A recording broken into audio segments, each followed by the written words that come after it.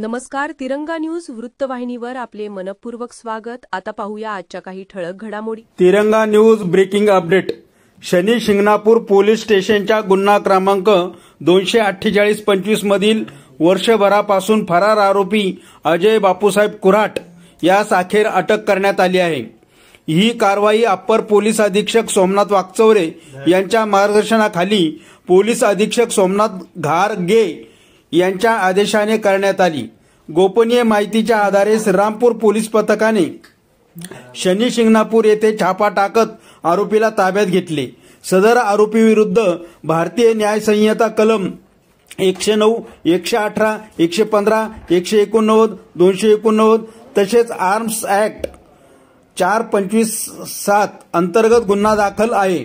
या कारवाईत police Naik Sandeep Darandale, constable Rajendra Biradwade, Sahadev Chavan आणि अशोक गाडे यांचा सक्रिय सहभाग होता. सदर गुन्ह्याचा पुढील तपास सहाय्यक पोलीस निरीक्षक आशिष शेळके हे करीत आहेत. तिरंगा न्यूज अहिल्यानगरहून विजय गायकवाड. अशाच नवनवीन घडामोडी पाहण्यासाठी आजच आपल्या तिरंगा न्यूज यूट्यूब चॅनलला लाईक करा, सबस्क्राईब करा, तसेच अनेकांना ग्रुपमध्ये फॉरवर्ड करा.